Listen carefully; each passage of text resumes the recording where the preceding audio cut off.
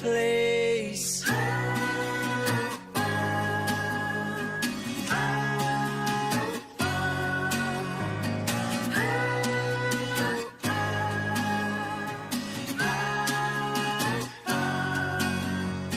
Dead ends come and go.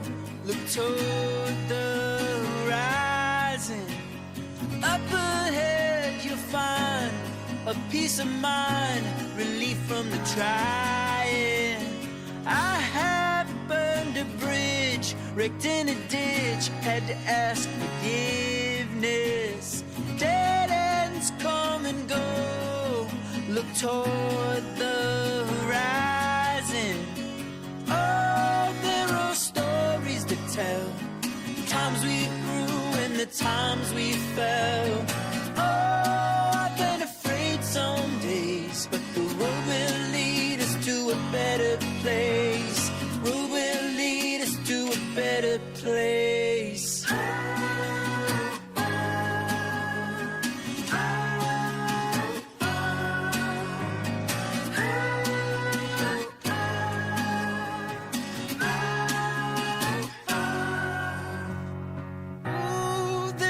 Stories to tell, times we grew and the times we fell. Ooh, I've been afraid some days, and the road will lead us to a better place. Oh, there are stories to tell, times we grew and the times we fell. Oh, I've been afraid some days, but the road will lead us to a better place. Road will lead us to a better place. Hey, yeah. To a better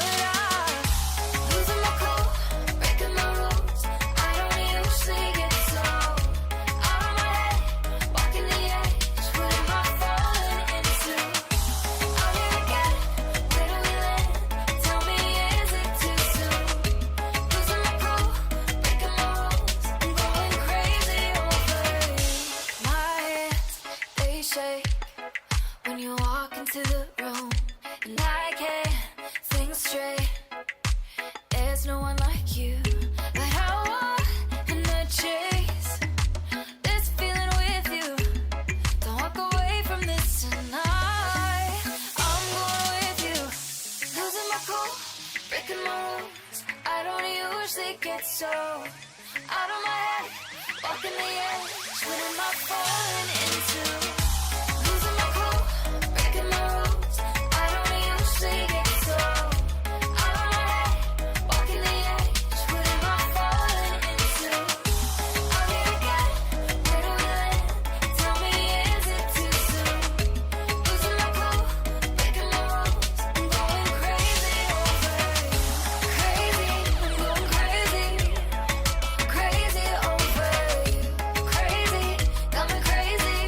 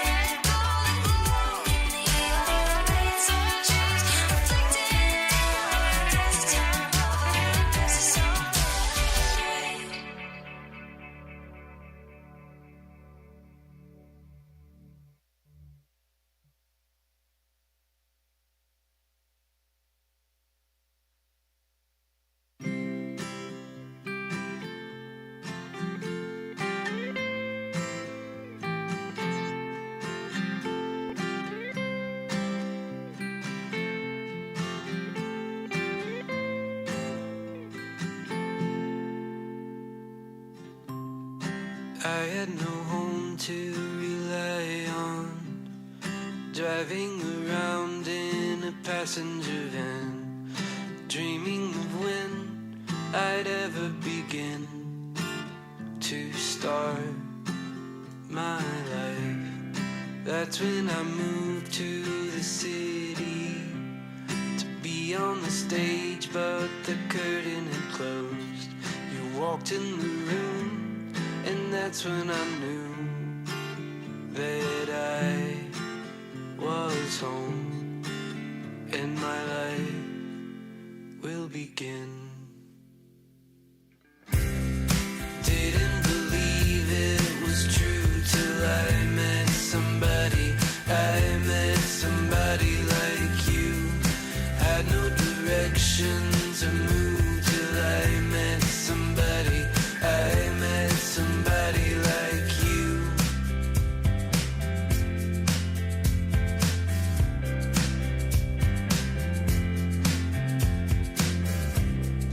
You took a flight from the desert to take up a room with a mutual friend. Couches and wine and everything's fine. Just one day at a time, and it gets you by. I didn't believe it was true till I met somebody. I met somebody like you. Had no direction to move till I met somebody. I met somebody like you.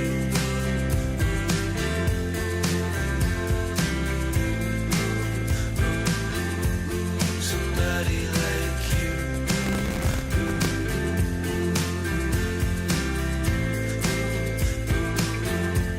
Somebody like you. I was just fading away till I met you. I was just notes on a page till I met you. I never imagined the day when I'd meet somebody like you. Couldn't believe it was true till I met somebody. I met somebody like you.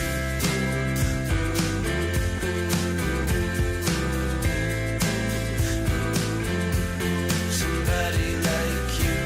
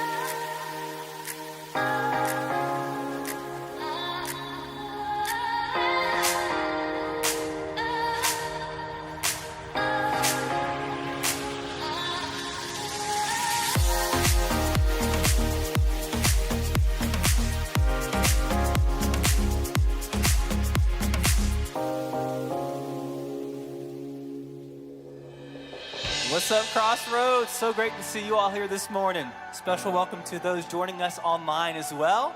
If you're comfortable and you're able, please stand and join us as we sing together.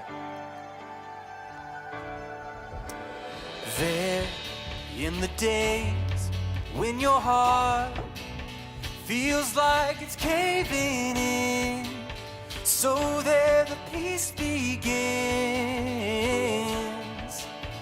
Sure as the dawn calls the sun, Jesus, we hear your love call out the light in us. Life like a minute, I can't contain it. Hope in the here and now.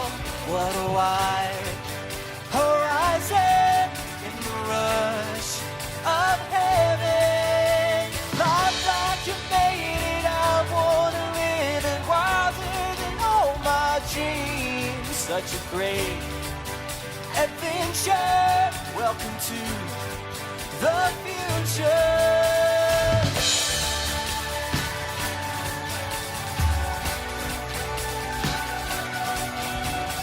There will be days when you find you won't believe your eyes. Faith brings the world to life. So breathe in the air, it's a gift. Come on, just let it in. Your best days are still ahead. Life like a minute, I can't contain it. Hope in the here and now. What a wide horizon in the rush of heaven. Life like a minute, I wanna live it wiser than all my dreams. Such a great adventure. Welcome to the future. I know who holds. I know who holds. I know who holds tomorrow. I know who holds. I know who holds. I know who holds tomorrow.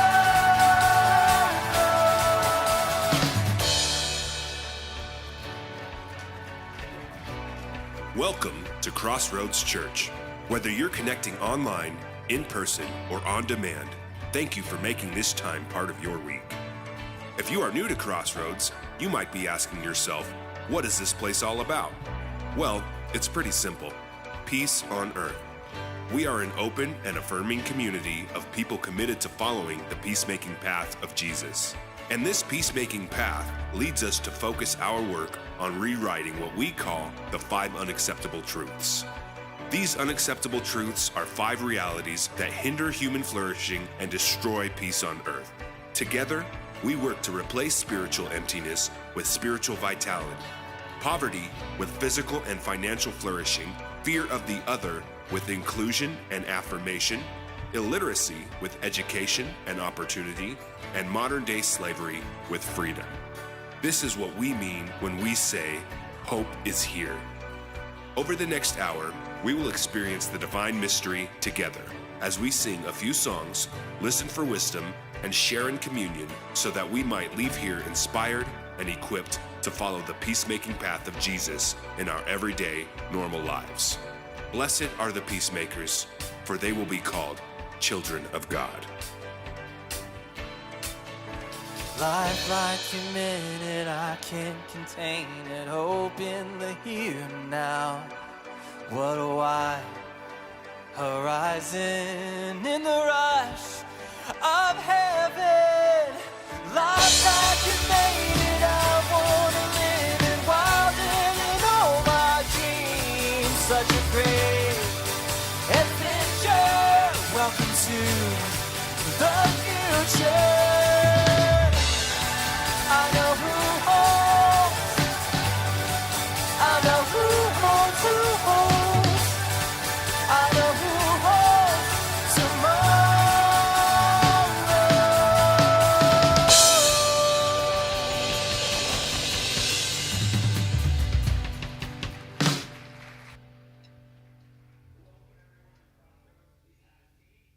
My name is Jim Adams, and in my everyday normal life, I am a part-time professor of engineering at Colorado State University. As you came in today, you should have gotten a program. If not, just raise your hand and Mary will come around and bring one by you. If you're new here today, welcome. This program folder is specifically designed for you. It's got some information that's going to be helpful as you navigate your way through Crossroads. Inside the program, there are a few things I want to point out. Everyone take out your Connect card or click on it if you're in the app. The Connect card is for everyone to fill out every week. I've already started filling mine out. If you're a regular attender, just check the box that says regular attender, maybe put your name and your phone number on there. If you're new here, check the new here box and fill out as much information as you're comfortable sharing. This is going to help us help serve you. If this is your first time connecting with us at Crossroads, we have a gift for you. It's a book called The God We Never Knew. Now, this book has been especially helpful for me as I've been kind of deconstructing my ways of thinking about God that were handed to me that really no longer make sense. On your way out of the auditorium, you can grab a copy from one of the tables in the back. Or better yet, just come and see me under the Fresh Perspectives banner in the atrium following the service. I'd like to meet you and discuss any questions you might have. Easter is right around the corner, and we are so excited to have another fantastic Easter with Crossroads. There's going to be 2 identical services, one at 9 a.m. and one at 11 a.m. In between the services, we will share a light continental breakfast, and then we're going to have a big Easter egg hunt at 10:20. So whether you stay after the 9 a.m. service or you come early for the 11, we hope you'll plan to join us for that 10 a.m. hour. With Easter being such a big weekend around here, it means extra opportunities to volunteer and welcome the community. I invite you to consider jumping in to serve at one of the 2 Easter services. We have needs in the kids area, serving with the host team, or the food setup team. If you're willing to help in one of those areas as a one-time commitment here on Easter, simply check that box on the back of your Connect card and the team will be in touch. With 2 weeks till Easter, there's still time to drop into our Lent journey called Into the Deep. These are very short reflections that help us prepare for the blessing of Easter.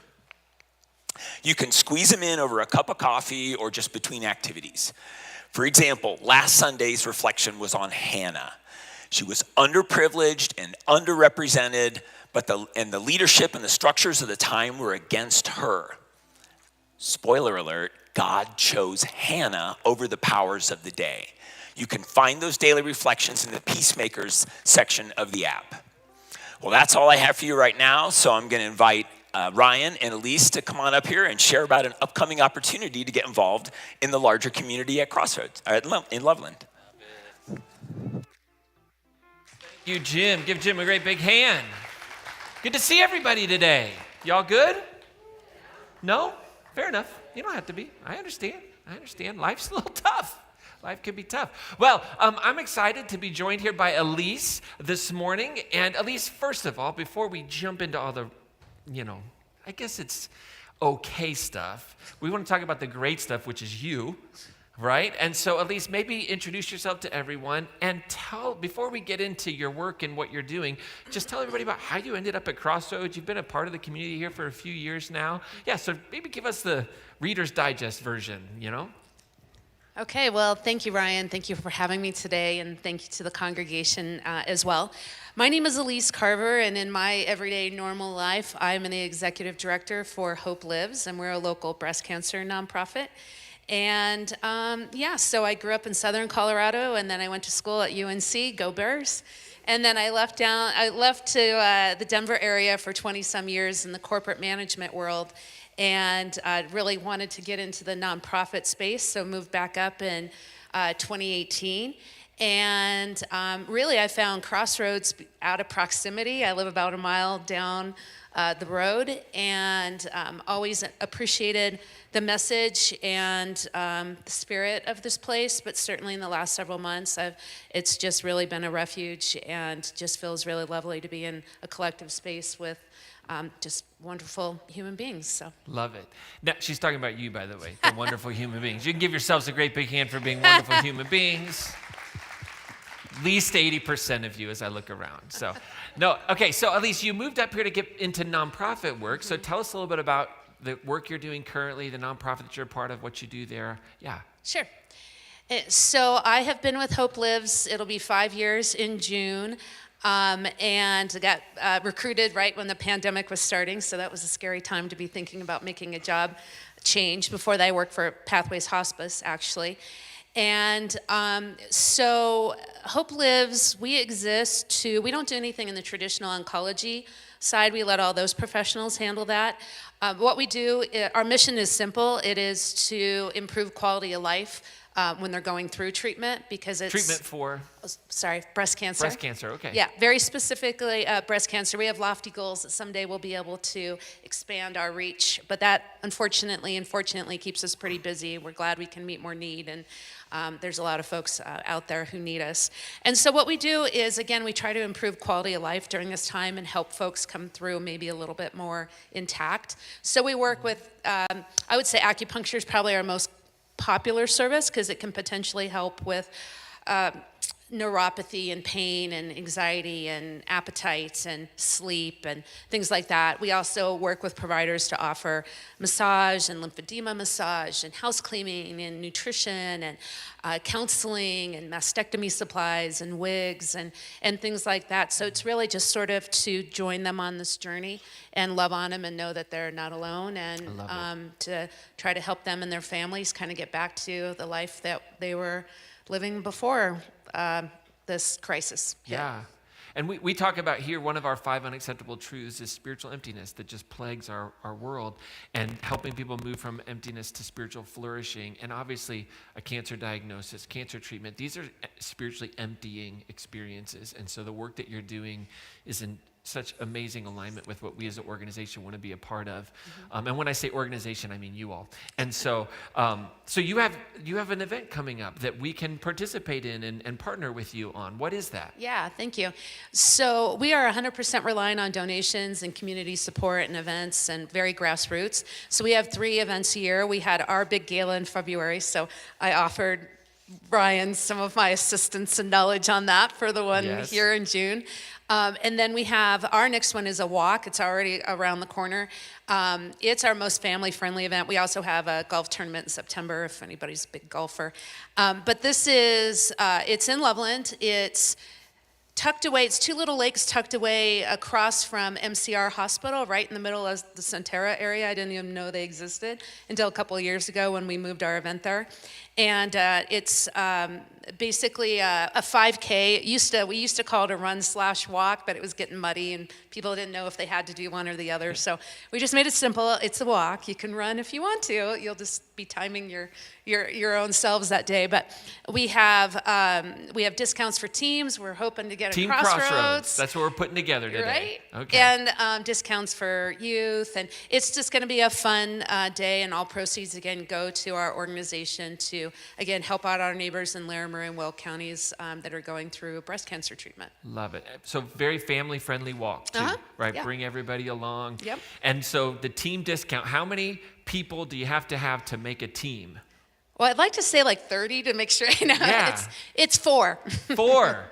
4 or more, and you get $5 off. 4 of you walk, and you get a discount for Team Crossroads that day. All right? So that's wonderful. Now, if people want to get more information, they want to sign up to participate in the walk, you said it's May 3rd? Yeah, it's around the corner already. It's right around the corner, so, yeah. May 3rd. And where can they get more information? How can they sign up, talk with you?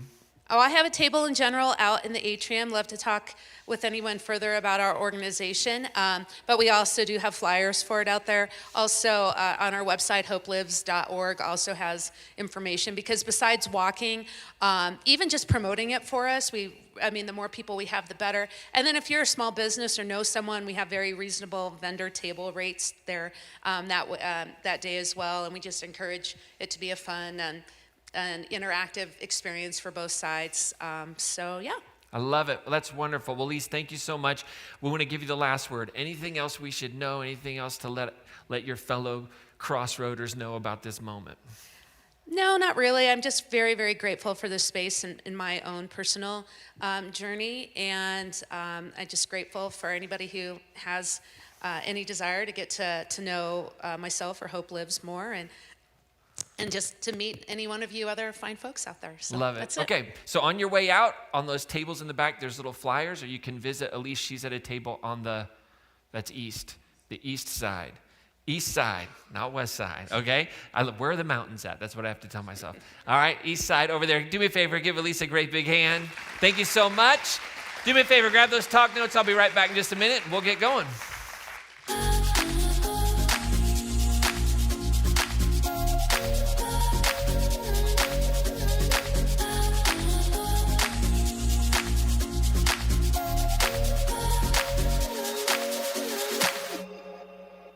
All right. Well, Elise and I had coffee a little while ago. She's one of those victims who sent the text message, and we actually had coffee, and she ended up here on the stage. So you never know what happens when you have coffee with me. But if you're a guest this morning, if you're tuning in online for the first time or out in the atrium, welcome. My name is Ryan. I'm the lead pastor here at Crossroads Church. It's great to see you be together. We're going to jump into our talk in just a moment, but I want to give you a little update. Elise and I were talking about the woes of leading nonprofits, and one of those woes is you are the chief fundraising officer. Everybody cheer me on. Okay. So listen, here's the scoop. If you're a guest today, like never been here before, I need you to turn your phone on, doodle, ignore me. This really isn't for you, but we're going to just give a little brief update. We shared with our community early on, it was kind of in the fall, about just where we were as a church in our organization, in our fundraising efforts, and we had a deficit. And this deficit had brought our leadership to a space of asking some serious questions about where, as a church, should we be functioning. We have no debt. As an organization, as a church, you should know that we're debt-free, but it is not a cheap way of doing church, the way we do church. And so we have a rich resource in this building, in this land, and so we're asking questions around where can we do our ministry effectively, this peacemaking work, given our financial constraints and what has happened. And so we shared a deficit that we had. We presented a vision for raising funds over the next 2 years that would carry us through to be able to make good, healthy decisions without the pressure and the stress. And so that really put us in a space where we were looking to raise about $300,000, $322,000 to make up that deficit. And so I've been giving you updates along the way. This is our Peace is Worth It campaign. And so some of you that maybe you've been around for a month or so, you haven't heard an update. But I want to give you a little bit of an update today on where we are, because we presented in February our goal for Easter. And Easter is just 2 weeks away. So I wanted you all to know where you are, where we are. I'm participating, you're participating, how we're doing, okay? Are you with me? We're going to go fast because I know this isn't fun. But our goal for Easter, if you'll remember, was to have 100% pledge. So of the $322,000, to have that in commitments from people, okay? And our goal for Easter was to be at 80%. Because I don't know if y'all know this, but when the weather turns nice, nobody comes to church. And some of y'all still only give when you're here. We're not here when you're not here. It doesn't make any sense, but at any rate, that's a whole other issue. Okay, so we know, we got to do fundraising, leading into summer so that we can survive summer. Okay, but that was the goal. So 80%, so about $257,000 being actually received, given. Okay, so here's where we are, all right? Can you kind of see this? So we had two kind of giving buckets where people are giving. So we had our leadership, so our council, and then we had people outside. I went to friends of mine who know the work that we're doing, and I said, hey, do you want to help me eat? And they were like, yes. And so we had some people give from outside of Crossroads that believe in the work we're doing that may not be local. And so our leadership, our staff, our council committed $110,000 before we ever came and brought that. So a third of it was coming from our leadership and outside of our church. And then about 2/3 was coming from our congregation. So here's where we are. Currently, we've had about $68,000, almost $69,000 given from the leadership, and that's at about 62%. Remember, our goal for Easter is 80%. And then from our congregation, it's been beautiful, amazing. We're at 71%, $150,000. Give yourselves a great big hand. Don't you dare clap for yourself if you didn't give. No, I'm just kidding. I'm just joking. That's a joke, okay? It's a joke. All right, so that's where. So for total, right, our total goal is $322,000. We're at 219 given, so 68%. So we got a couple of weeks for a push into Easter to get us to that 80%, all right? So 12% off a little bit. So we're doing great. I mean, seriously. I want to say thank you. Thank you to everybody. I want to say thank you to myself because I've given too. All right, and I think we're doing a great job, and it's wonderful, and it's nice to see Jimmy with color in his face and sleeping a little bit better. You know, he's been wonderful. Okay, so here's where we are. Just to let you know, over the next couple of weeks, kind of if we want to hit our goal for Easter, to hit 100% pledged, we're at like $205,000 pledged. 207, excuse me. Like we're really, really close to having 100% of it pledged from the community. So we have about $6,000 of unpledged giving. So if you have been around for a while, you've been watching, you've been praying and fasting for the last 7 months going, what should we give? Like now is your time, okay? To just make a commitment, a pledge. And so if you think about it, like $6,000 over the next kind of 4 or 5 months, really, or if you want to give it between now and Easter, it's like 25 folks giving $250 in a pledge, right? You don't necessarily give it now, but that's the idea, okay? That's just a way it could happen. Somebody could write a check for $10,000 today, and we'll call it a day, whatever, doesn't matter, all right? And then to get to 80% received over the next couple of weeks, we're looking at about $38,000. Now, that's a big number for 2 weeks. You all are super generous. Like every week, just so you know, I think we have about $2,000, $2,500 a week that gets given to Pieces Worth It, which is amazing. It's wonderful. But if you've been thinking about like, how do I make my big splash? Your big splash could be in the next couple of weeks, okay? And I want to say one last thing about this and about donations here and giving here at Crossroads, okay? One thing you will not hear me ever say is mix your spiritual life with your giving, okay? You can do that if you want. And you can think of your giving as a spiritual habit, as a way of honoring your relationship with the divine. That's up to you. The way I think about this is like any nonprofit. If you believe in the work and you are in agreement with it and you find benefit from it, make a donation. I don't promise. I don't say if you give, God's going to give back to you. That's the scripture verse that is used for that most often has absolutely nothing to do with money. It has everything to do with grace and love. Give and it will be given back to you, pressed down, shaken together, flowing over. It's about love, right? That's what that passage is talking about. And so as a tradition, we certainly talk about giving and supporting the work, and that's wonderful. But I just want you to hear this isn't a slot machine Jesus moment, okay? This is like you believe in the work, you want to see it continue here, you want other people to experience what I would consider a healthy spirituality, a modern version of that, then give. That's wonderful. If you aren't sure, if you don't know if this is your community, if you're trying to figure things out, give somewhere else. You should be generous. Like that's a universal principle in life. You want to be a healthy individual, you need to be generous and not spend everything on yourself, but that's a whole other talk, right? But I just want to make sure everybody's aware that our heartbeat around here is we give because we believe in the work we're doing together. That's why we do that, okay? Any questions? See me afterwards, all right? All that good stuff. So that's that. Are you with me?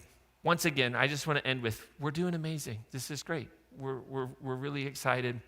It's given a lot of space, some breathing room, and what really started off this past summer, as quite a defining moment, has really pushed us forward into and moved us ahead of where we ever thought we would be. So it's wonderful. All right, give yourselves another great big hand. All right. How many of you garden in the room? Any gardeners in the house? I see that hand back there. If you've ever had the chance to go visit Dennis Anderson's gardens, they're like a national monument in Fort Collins. His garden is there. Like Better Homes and Gardens was created because of his garden. Now, let me ask you this question. When you garden, I don't, because everything I've ever tried to plant dies. If you garden and you plant a tomato plant, have you ever, Dennis, had a cucumber grow on that tomato plant? He said no. Has that ever happened to you? You've planted a pepper plant and you got a watermelon. Anybody like, well, that's weird. That's not generally what happens, right? I mean, it's a pretty safe bet that when you sow a tomato seed, right, you're either going to reap nothing, like me, or you will harvest a tomato. Like, fair enough, we get that. So if you want to grow cucumbers, you plant cucumber seeds, okay? Now, here's the interesting thing. Like, that is true not just of our physical world, it's also true of our emotional and our spiritual world. And what we've been talking about over the last few weeks is this idea of love. And what I want to talk about today is that love is a generative reality. Love is creative, but what love creates is love. That if you and I are actually sowing love, real, authentic love, we should reap love. How many of y'all know, and you would raise your hand and agree with this, that when you love someone, you want them to love you back? Or is it like, nope, I want to sow love in their life and I just hope they continue to hate me? It would just be amazing if I could just pour myself out into this person and they could just continue to just manipulate me, continue to abandon. No, like we want that to flow into our lives, right? We give love, and there is a selfish motivation, right? Because we want to feel that. We want to experience that. And so we all long for love. We long for unconditional love. We long for love that deeply knows us, that understands us, that respects us, all these things. But oftentimes, the love that we feel, feels conditional. Oftentimes, it feels a little distant. Sometimes it can feel like, is this really effective? Does this love transform me or change me, right? Now, there's an interesting quote I want to share with you, and I'm going to share it, and I don't want you to freak out, okay? People freak out when you say the word Karl Marx, okay? So calm down, everybody. Just relax, okay? I know somebody's going to tweet, Ryan's a communist. Like, it's a socialist. Like, that church is worse than we ever thought they were. Okay, so I just want everybody to relax, okay? So there's a book that we've been using, all of our communicators, called The Art of Loving. It was written in mid-20th century. I don't agree with everything in the book. There's some things in it I have staunch disagreements with. But overall, it's a wonderful book, and it's an assessment on the lack of love in our world and the idea of separation. And Eric Fromm is the name of the author. I've quoted it a few times. And he says he's quoting Marx in his book. Now, I've tried to search and find the exact quote from Marx, and I can't come up with it. So Fromm gets quoted as saying, but I just want everybody to know, I'm getting ready to give you a quote from Marx, okay? Relax. Can we take a deep breath? All truth is God's truth. For those of you that maybe you don't even know who Karl Marx is, you just know you're supposed to not be a Marxist. Like you were just raised in a tradition that was like social. Like the idea of caring for people at a societal level is wrong. Okay, that's a whole other question. Okay? You didn't even think that was funny. That's how much you don't like Karl Marx, and that was a funny joke. I mean, that was a really, really good one. Okay, but here's the quote. Okay. And see if you could argue with it, right? It's been up there the whole time, right? If you love without calling forth love, what that means is if your love as such does not produce love, and then he goes on, this is kind of a complicated sentence. And he says, if by means of an expression of life as a loving person. So if you wake up and say, I want to be a loving person. I am expressing my life everywhere I go. I want to be known as a loving person. If that's what you're trying to do, okay? And you do not make of yourself a loved person. Now you know it was Karl Marx. It's super complicated. Nobody can understand it, right? So if in your reality of saying, I wake up in the morning, I want to be a person of love. I'm a follower of Jesus, the peacemaking path of Jesus. I want to be a sower of love. And somehow you don't make of yourself a loved person, then your love is impotent, a misfortune. We can just close in prayer with that. Right? I mean, that's a lot. That's a little indicting, right? The idea is this, like, if I want to say that I'm a loving person, but whatever I'm doing isn't producing and making me a loved person, then I've got to ask the question about the nature of what I call love. And am I actively doing that? Am I really loving? Am I taking this idea of love as an action? Or am I just simply saying, I love everybody? Am I being performative? Another way of thinking it. Am I just am I just throwing these values out there, but I'm actually not doing anything that produces love, that makes me a loved person?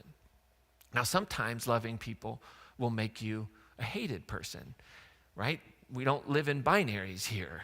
The truth is, if you lean into loving an oppressed group, you will oftentimes find yourself hated by people that are afraid of that group. right? That's another side of this, that what love can do.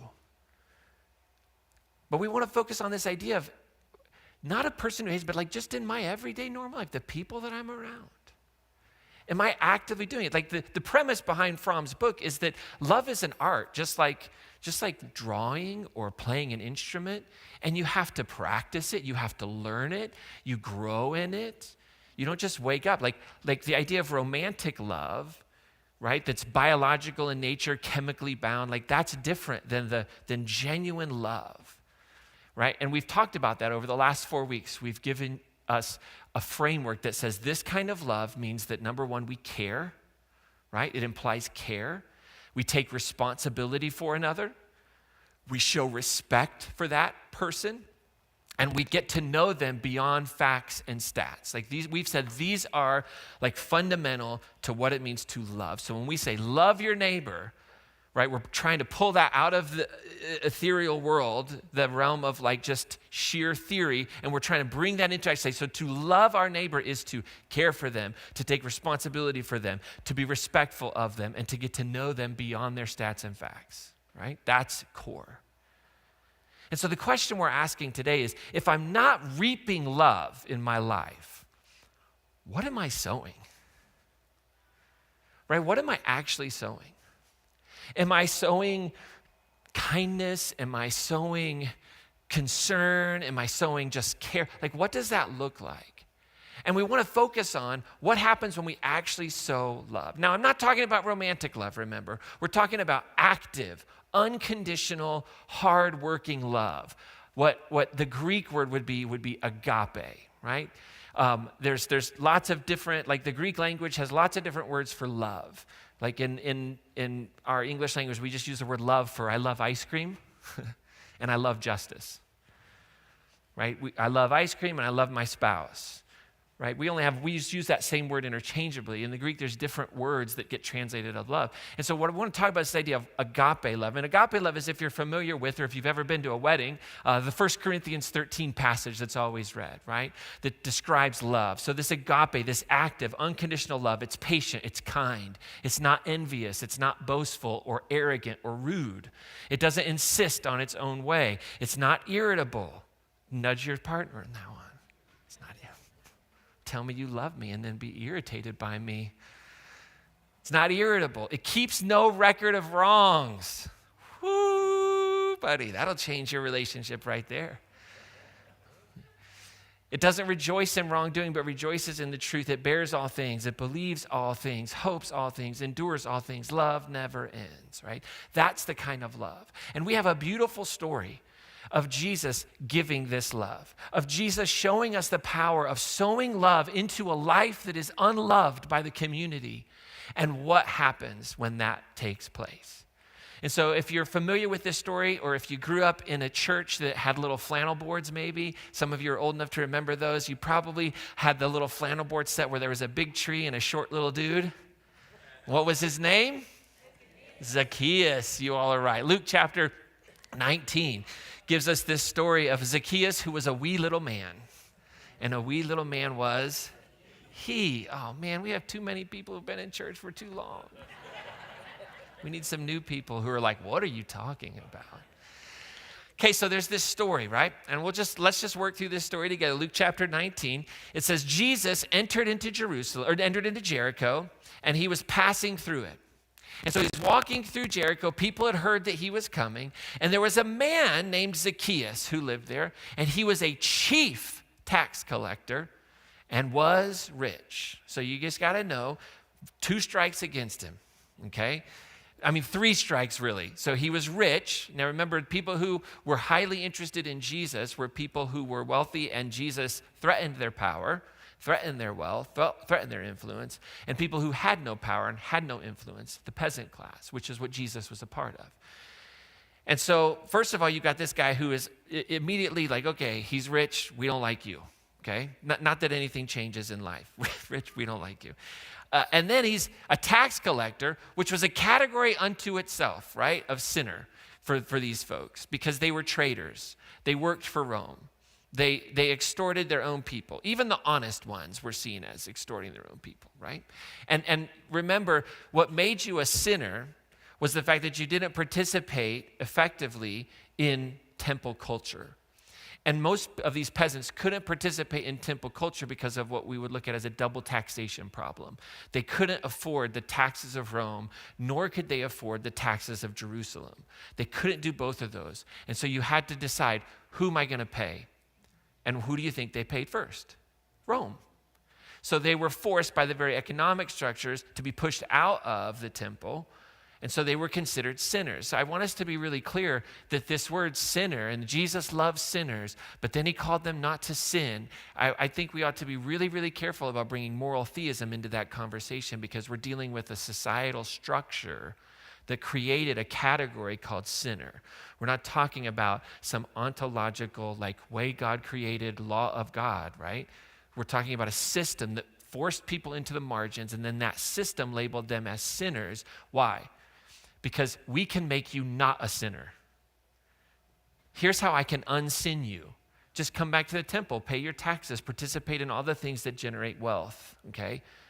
I know it's so hard for us to imagine structures like that in our world, okay? This is why Jesus is so important.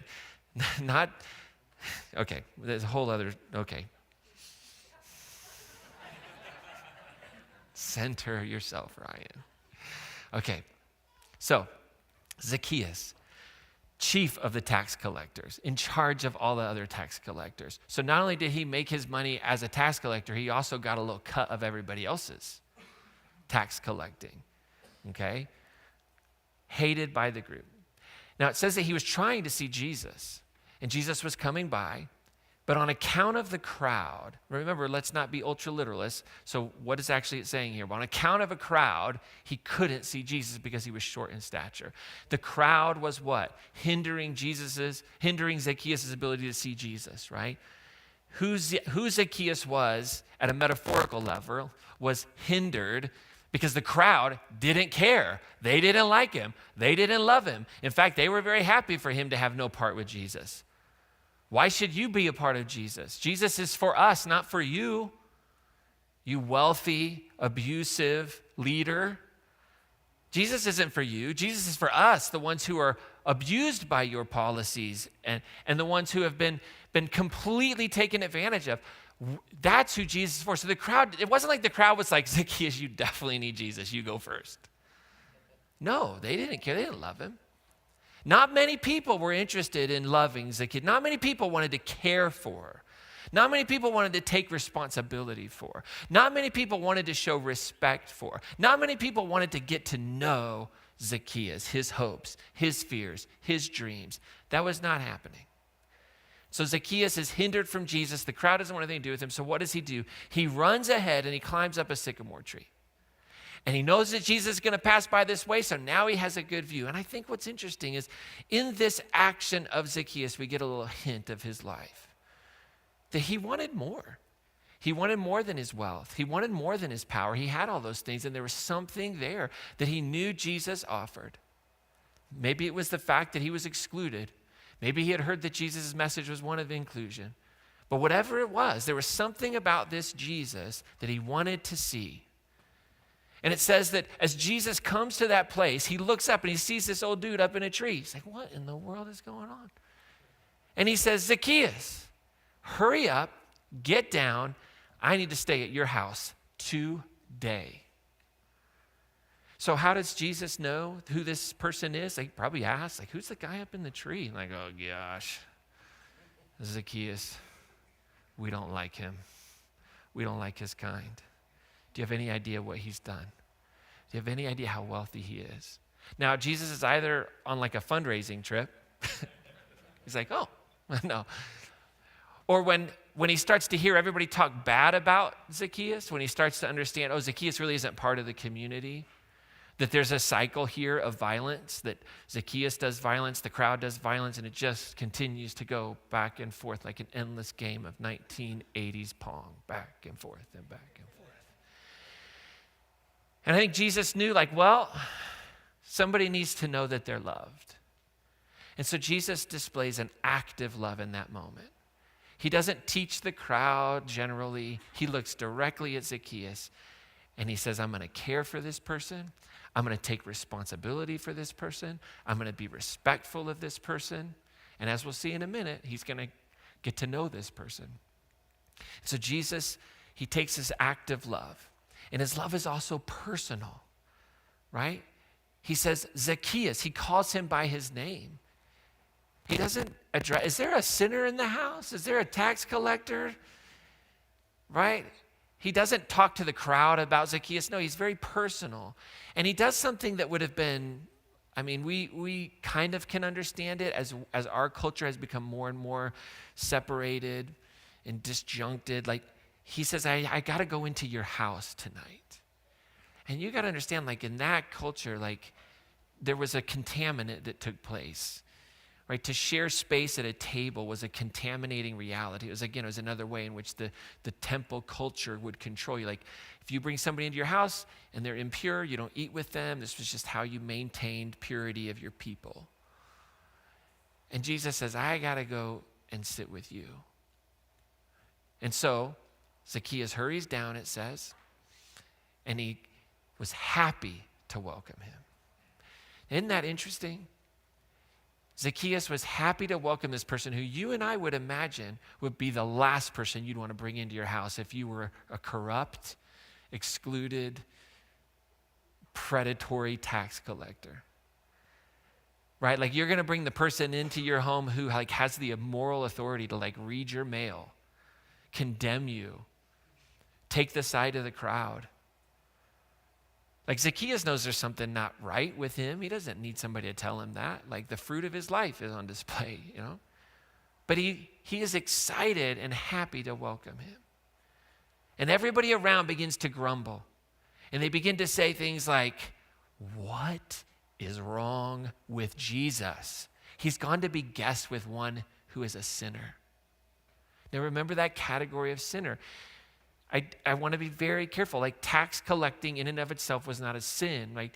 The sinner was the exclusion, right? Was the separation. We labeled that person as outside. Doesn't mean that Zacchaeus didn't ever do anything wrong. I just think we need to be really cautious with that word sinner and then taking it and applying it to somebody who thinks differently than we do, or looks differently than we do, or loves differently than we do, or goes to a different church, or is part of a different religion. He said, this guy, Jesus, what is he doing? I mean, the crowd was so blinded by their hate that was so loud, they couldn't even see Zacchaeus' need for love. They couldn't see that what Zacchaeus needed more than his wealth and more than his power was inclusion. That what Zacchaeus was in his job a victim of othering. Who knows, maybe Zacchaeus started out as one of the most honest tax collectors that ever lived. I could see that happening in this story. I mean, this is a man who is desperate to get in touch with Jesus. There's something about him. And maybe after years and years and years of being labeled as the villain for doing his job that he was forced to do by Rome, he just said, oh, screw it. I'm just going to take advantage of everybody. If they don't love me, why should I love them? And so he returns violently. Like, we don't think about some of these things. Like, what created Zacchaeus? Like, what created someone who was okay to take advantage of? Like, what system, what hate, what drove all of that? Maybe the crowd was enraged with jealousy. We deserve Jesus. We need Jesus more than this person does. And so what's interesting is, all we don't know anything that happened in that story. Like, when Jesus goes into the house, like, the story is silent. We have no idea what takes place. It just says that Zacchaeus stood there and he said to Jesus, he said to the Lord, look, half my possessions, Lord, I will give to the poor. And if I have defrauded anyone of anything, I will pay back 4 times as much.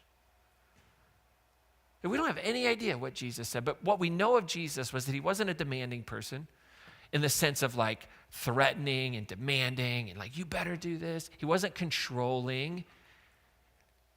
Jesus doesn't threaten love out of him.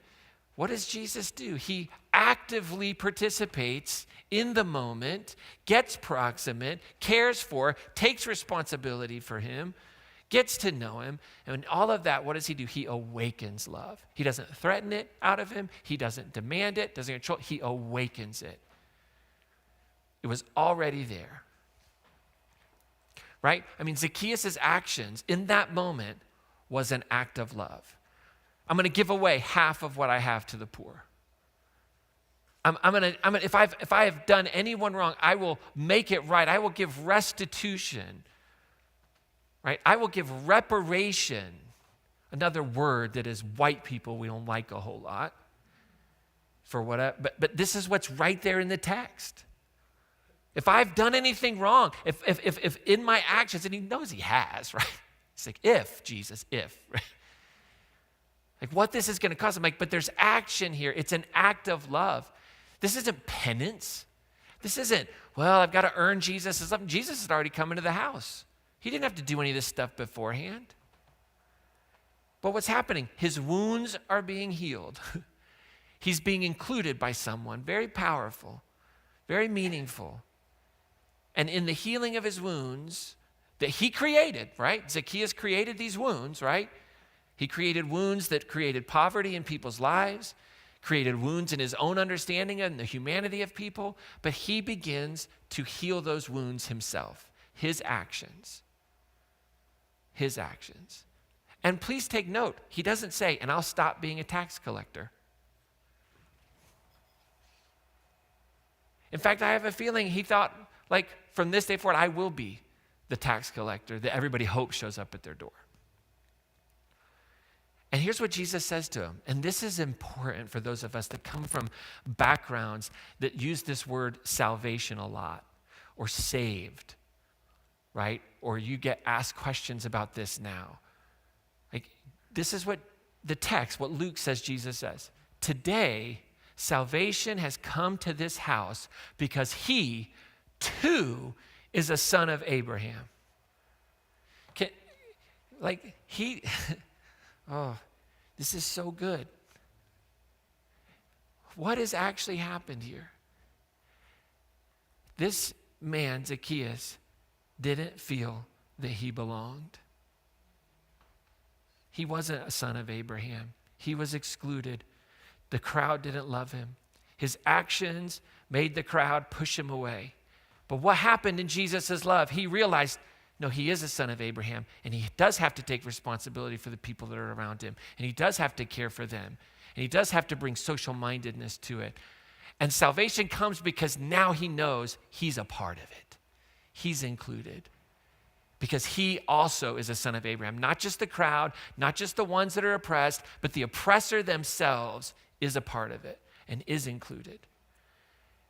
And then Luke says, for the Son of Man came to seek out and to save the lost. What did it mean to be lost? It meant to be not be a part of, to be excluded from. And what was love? I've got to go where you are. I've got to come into your home because that's where intimacy is. That's proximity, and nobody's willing to do that, but I'll do it.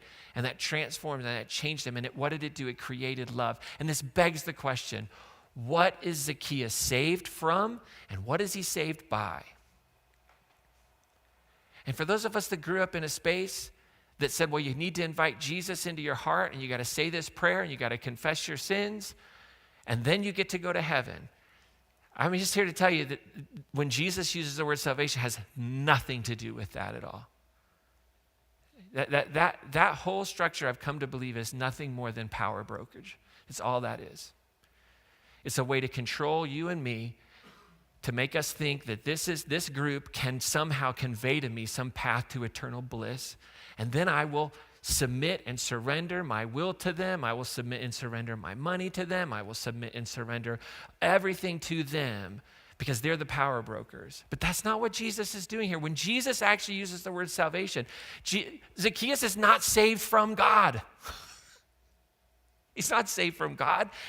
He doesn't confess Jesus as Lord. He doesn't say, Jesus, you are the Son of God. You are divine.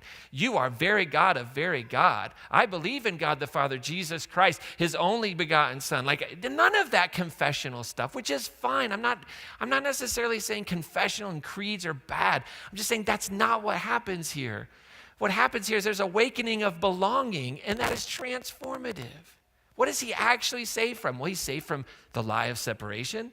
He's saved from his own fears. He's saved from his greed. He's saved from the othering that he was a victim of and the othering that he was doing. It was destroying him. It was destroying the community, right? And how is he actually saved? I would argue that he is not saved because he encounters Jesus' love. I would argue that he is actually saved because he decides to love. That what rescues him from the cycle, from the exclusion, was certainly an experience with a love that was inclusive. But it was his response, that he did make a choice and said, I will be a part of things. I won't exist outside anymore. And to exist within is to recognize what I've done to create the wounds. That he was a participant in his own salvation. Why? Because he was a participant in his own death. And we want to turn this whole thing into voodoo. Like, we want to turn this whole thing into magic prayers. We want to turn this whole thing into, we want to call grace, and we want to say, well, grace is just like this free gift that you get, but there is something you have to do for it, which in and of itself is a cognitive problem that we figure out later. Right? What is the salvation moment? Is the belief of what has always been true of Zacchaeus. You belong. You are loved. You always have been. You always will be. And as a person who belongs, as a person who is loved, you need to take responsibility for the people around you. You need to love them. You need to care for them. And that's what Jesus did when he entered into his home. What did Jesus do? He sowed genuine love and he harvested it. And I have to believe the rest of this story with Zacchaeus is he's going to sow all this love and he's going to harvest it back into the community. So here's what I don't want us to miss. Love creates love, and that leads to transformation. Every one of us in this room needs to be transformed every day of our lives. As soon as you don't think you need to be transformed, you're a lost cause. I mean, that's harsh. But if you and I can't humbly come to life recognizing, of course I'm not where I need to be.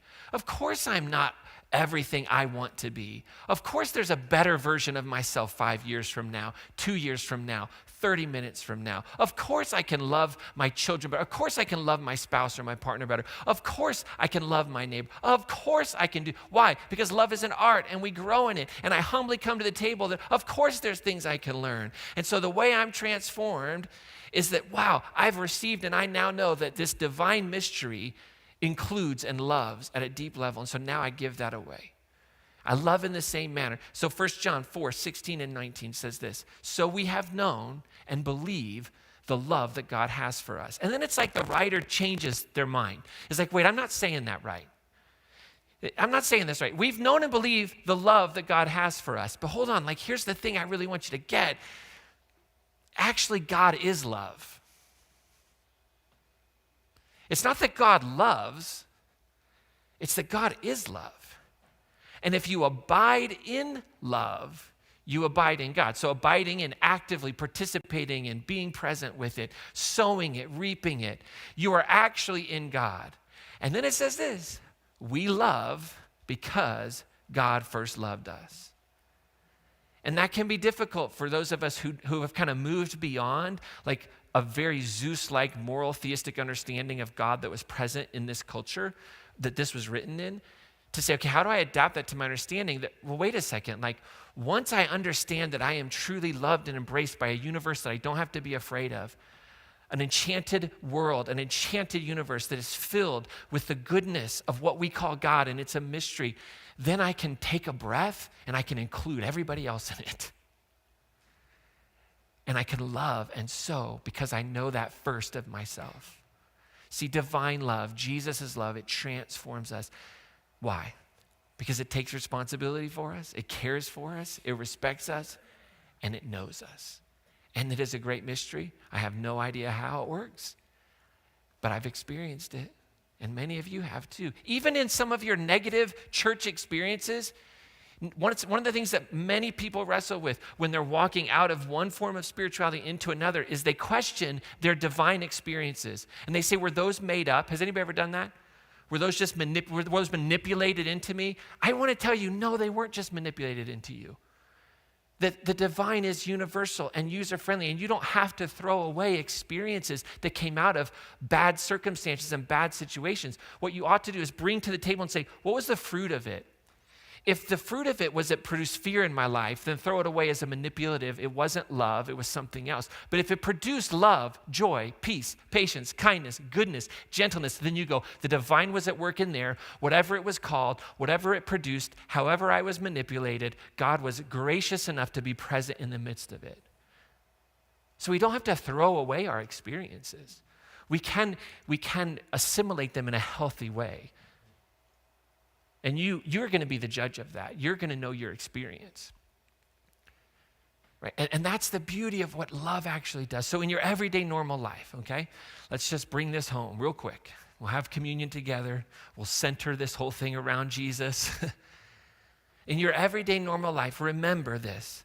Only love has the power to produce love. You cannot sow anything else and reap love. You just can't do it. If love is holistic goodness, I'm not talking about romantic love that makes you, I'm talking about love that transforms and changes and shapes and strengthens and heals. Like the only thing that can do that is love. This is when we talk about, when we give that beautiful phrase that Dr. King said, right? Hate cannot drive out hate.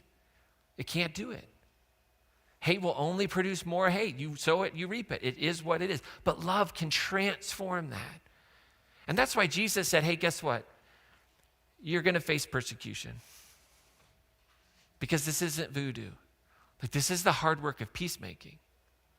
And so I want to encourage you, lay at the foundation of your life.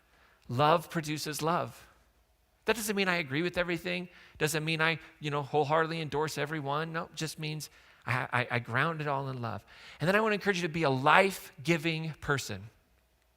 Be a life-giving person. What does that mean? It means give of your life to others. That's what love does. Love is giving. Love is generous in that sense. And you have to give of what gives you life. That's a sacrifice. It's not giving your life in the sense of I'm going to die, but you got to give away what you love so that it can be returned back to you. So you say, give of your joy. You have something that brings you joy.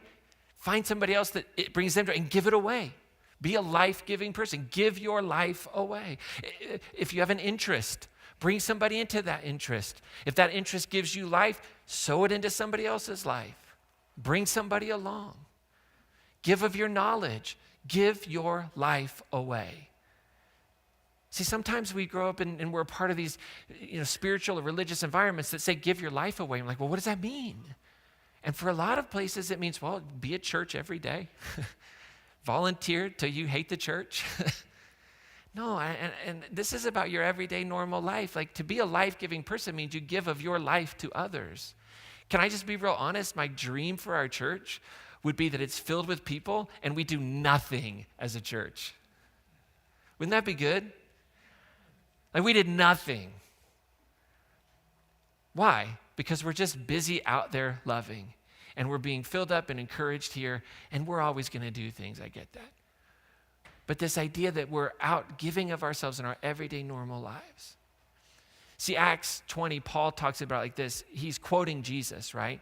And he says, I've shown you in every way by laboring like this. Paul, he's laboring. His work, it's active. It's out there. And he says, I've shown you in every way by laboring like I have that you must support the weak. And then he says, remember the words of the Lord Jesus when he said, it is more blessed to give than to receive. See, love is a giving. Sowing is a giving. So you sow in others what you want to grow in yourself. Sow in others what you want to grow in yourself. And just recognize if you're sowing into someone hate, if you're sowing into someone disharmony, if you're sowing into someone judgment, guess what? You will receive that back. I don't know how else to tell you that. It's just what happens. I have massive issues with lots of things that are going on in our world today. I completely disagree with some of the policies that are taking place in the administration. But I know that if all I do is sow hate and judgment, That's all I'm going to get back. Doesn't mean I can't disagree, but I got to do things. I got to participate in a way that doesn't create more victims and doesn't victimize myself. Because the more that Zacchaeus oppressed, the more that Zacchaeus took advantage of, what happened to his own life, the more he was pulled away from community. And we see this all around us. The more people get entrenched in their political party and their affiliation, the more people get entrenched in their religious denomination, the more people get entrenched in their identities and their labels, the less effective we are as a community. I was thinking the other day, what would it look like in America if we never had political parties? What would it look like if nobody ever had the idea to divide everybody ideologically? Certainly we would disagree, and so we'd have different ways of being, but I wonder what would happen if it wasn't about defending an ideology, a system, a name, a label, right? I just wonder how much that affects things, and that's what you sow into. So when you sow into that as a divisive reality, it just comes back. So if you want to grow patience, you got to sow patience. Woo-hoo. That one doesn't feel good, does it? Some of y'all know, like, because your prayer, like some of y'all are like full-on prayer people, which is cool. And you're like, Lord, you got to give me patience for, this person at work. And then this person is like all of a sudden in every meeting with you. This person is like asking you to go out to lunch. This person is now your boss. And you're like, what the heck, God? And the universe is like, didn't you ask for patience? And what we really mean is like, change this person, which you have no control about. You have all kinds of control over changing you. Like Zacchaeus, he had all kinds of control over himself, and he saved himself. I know that's a scary thought, but he didn't save himself from God or from hell. He saved himself from himself, from the culture. You want joy in your life? Sow joy. You want acceptance? Sow acceptance. That's how this works, because love is generative. So examine your heart. Who is it? Who is it that, nope, forget it. They don't get my love. See, like, this is the hard task of following Jesus, and this is what heals the world. Going to church, giving in the offering, having this building, having all the right doctrines, that does not change a thing. It doesn't. Makes us feel better. But what Jesus offers is something that has to fundamentally change everything of what we do if we really want to participate in the healing of the world. And we recognize that's what it's called. Who would have thought that the Red Hot Chili Peppers in 1991 would drop some serious wisdom? What did they say? Give it away, give it away, give it away now. Give it away, give it away, give it away now. Give it away, give it away, give it away now. I can't tell you if I'm a king or a pauper. Give it away. This is what it says.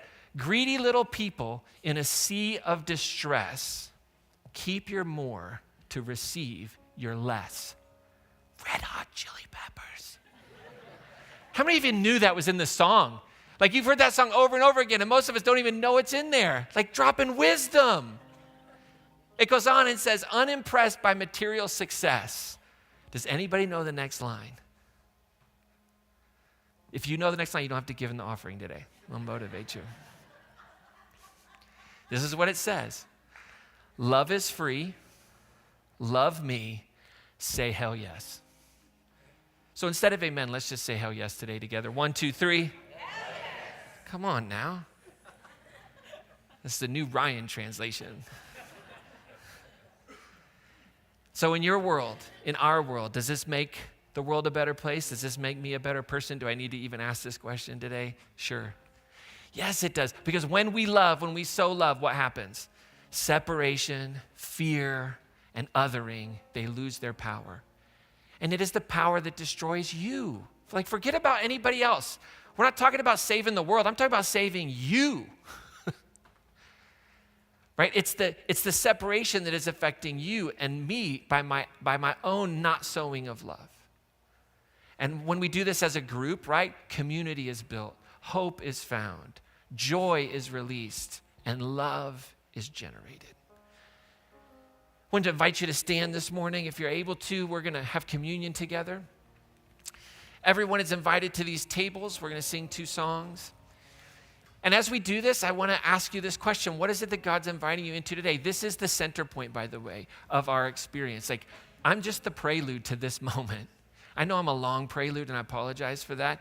But this is where I believe the mystical, transformative work of the divine happens, because we bring an expectation to it. So what is it that God's inviting? As you have these elements today, what is it that God's inviting you into? I hope it's to first and foremost trust that you are loved, that you are welcomed by the divine just as you are.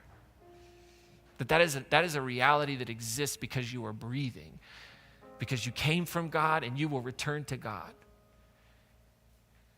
And that might be just the hardest thing to actually believe. That you have to do something, you have to say something, you have to pray something. Surely I have to do something. And the message of Jesus was like, you don't have to do anything. You don't have to do anything, you are. Now, if you want to realize it, if you want to experience it, there's a way to do that. And it's called love. I hope that you will allow divine love, right, to create love in you so that you can then go and create love in others. That you'll open your heart to that as an art form. Give yourself permission to fail at it. Give yourself permission to accidentally hate. But open your heart to come back to, maybe that wasn't the best way to respond. That's just transformation. That's just how it works. And then I want to encourage you to think of a person in your life that you would label as a challenging relationship. Don't look at anybody. But just think of a challenging relationship. And I want to encourage you to take what we've learned over the last 4 weeks and to put it into practice, to think of that person and to actively care for them, to actively take responsibility for their success, for their well-being, to be respectful of their choices, and to gain knowledge about them and just see what happens. See what happens. We're going to sing a couple of songs that I think are really beautiful that tie into this idea of what we're called into. And this first song is called You Have Called Me Higher. And it says, you've called me higher, you've called me deeper, and I'll go where you will lead me. See, Zacchaeus, the love of Jesus led him out to others. And it would have been super easy for Zacchaeus to be like, I am loved, thank God. And then just go on back to whatever he was doing. But that's not what happens. He goes into something else. And then we're going to sing this song that the divine is bigger than we ever thought, that we could ever imagine. And in that, like there's freedom from worry about God and the nature of God. And there's freedom to just be present and to be transformed by that. And so you're invited to these tables today. You don't have to understand it. You don't take a class here. This is a simple recognition that the divine is willing to go to extreme lengths to help you and I know that we are loved. And that's what the body of Christ broken for you and the blood of Christ shed for you. That's how it was interpreted 2,000 years ago as we enter into this season. It was interpreted within their cultural context as the greatest expression of love that their God could give to them in the sacrifice. And so we hold on to that meaning even as we interpret it and apply it in new and powerful ways for our present realities. The body of Christ broken for you, the blood of Christ shed for you.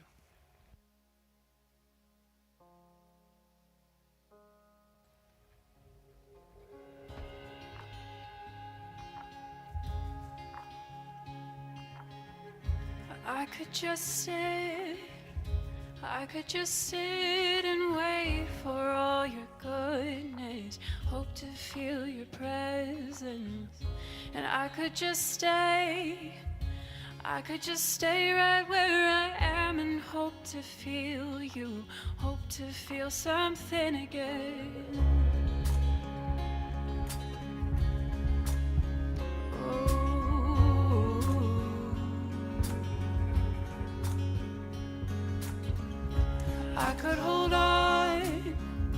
I could hold on to who I am and never let you change me from the inside. And I could be safe, oh, I could be safe here in your arms and never leave home, never let these walls down. But you have called me higher, you have called me deeper, and I go where you will lead me, Lord. You have called me higher.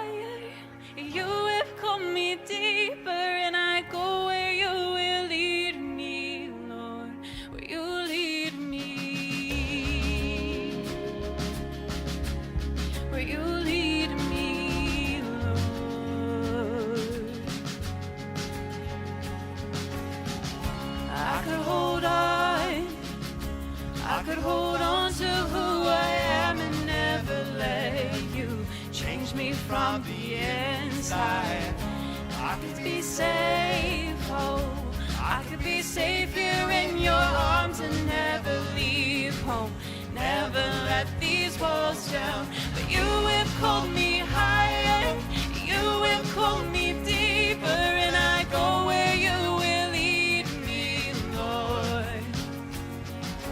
You have called me higher, you have called me deeper, and I go where you will lead me, Lord, where you lead me.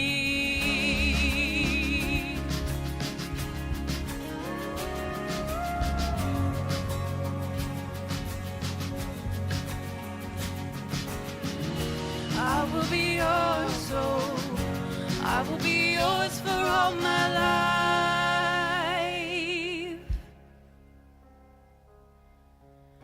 I will be yours, oh, I will be yours for all my life. Oh, I will be yours, oh, I will be yours for all my life. So let your mercy, oh, I will be yours, Lord, I will be yours for all my life. So let your mercy light the path before me. 'Cause you have called me higher, you have called me deeper, and I go where you will lead me, Lord. 'Cause you have called me higher, you have called me deeper, and I go where you will lead me, Lord. 'Cause you have called me higher, you have called me deeper, and I go where you will lead me, Lord. 'Cause you have called me higher, you have called me deeper, and I go where you will lead me, Lord, where you lead me. Where you lead me, Lord. Where you lead me. Where you lead me, Lord.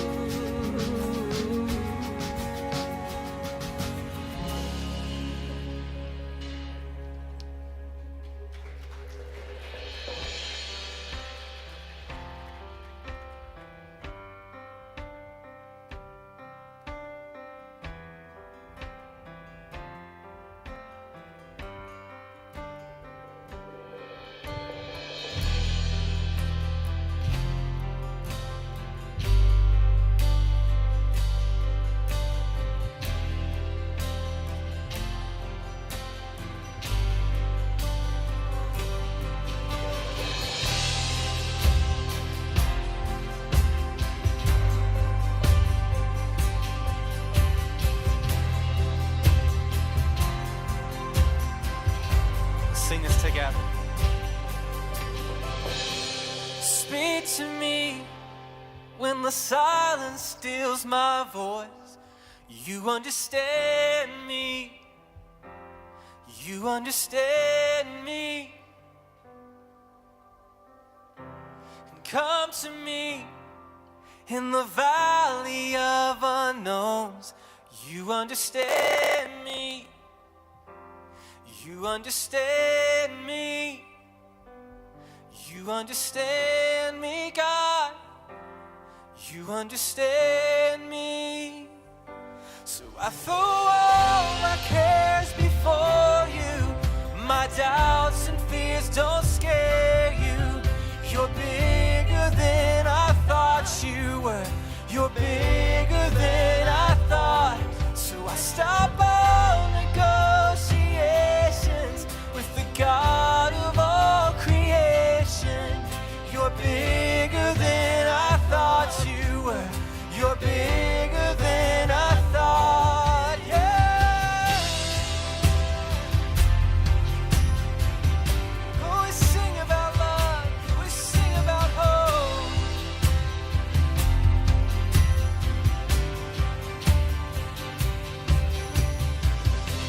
And I believe, but help my unbelief. understand me. You understand me. Help me reach the faith that's underneath. You understand me. You understand me. See that? You understand me, God. Yes, you understand me. Oh, so I throw all my cares before you. My doubts and fears don't scare you. You're bigger than I thought you were. You're bigger than I thought. So I stop all negotiations with the God of all creation. You're bigger than I thought you were. You're bigger than I thought. Yeah. You're bigger than all we face. Oh.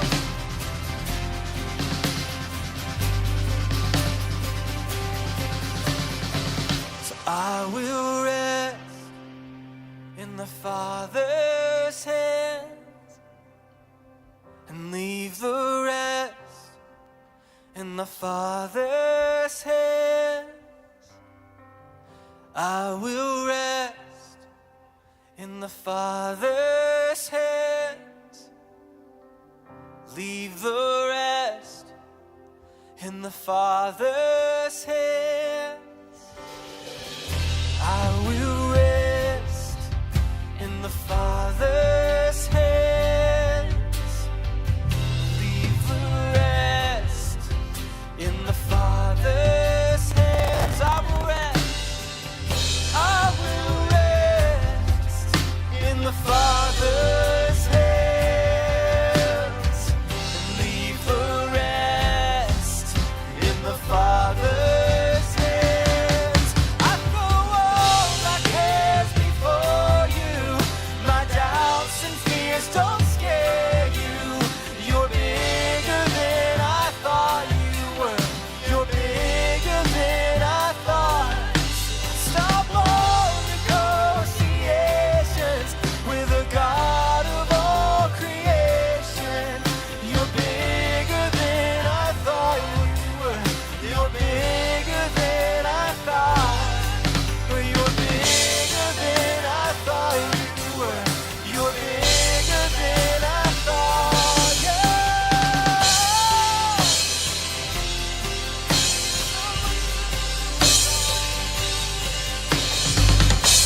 We cast all our cares on you.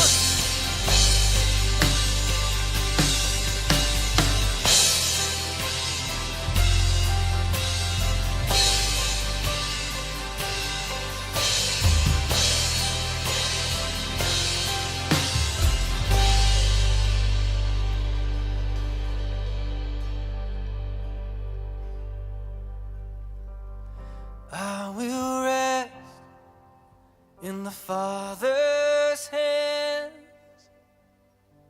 Leave the rest in the Father's hands. I will rest in the Father's hands. Leave the rest in the Father's hands. And Father, we thank you for the hope that you give us. Thank you that you understand us and give us a place where we feel like we can belong. Thank you that love and life change can happen.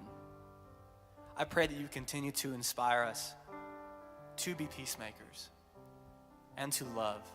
And I pray that every single person in here and watching online feels a little lighter than they did when they walked in. And it's in Jesus' name. Amen. And all God's people said, hell yeah.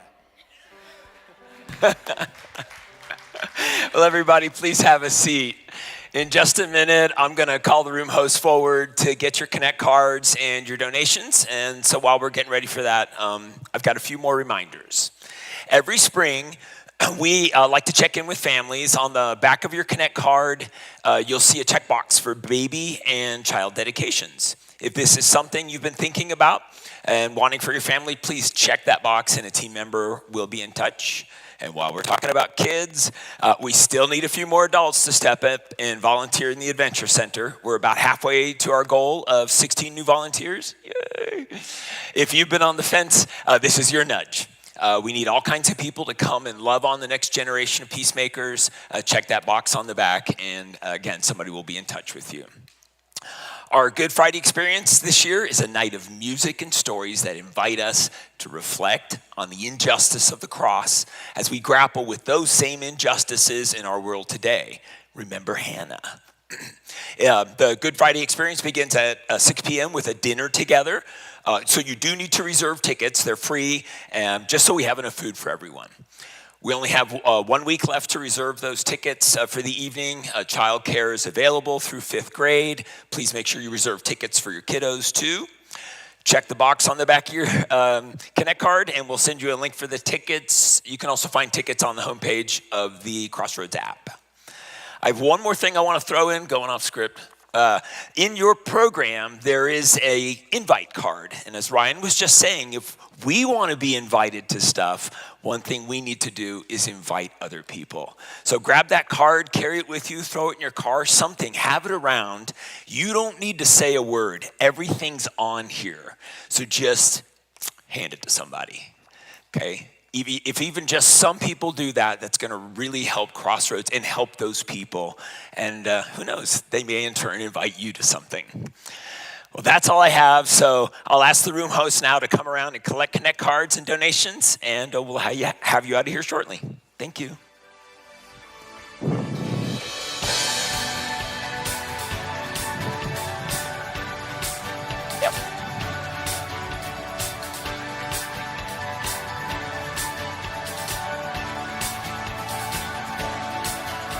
Life like you meant it, I can't contain it. Hope in the here and now. What a wide horizon in the rush of heaven. Life like you made it, I wanna live it while living all my dreams. Such a great adventure, welcome to the future.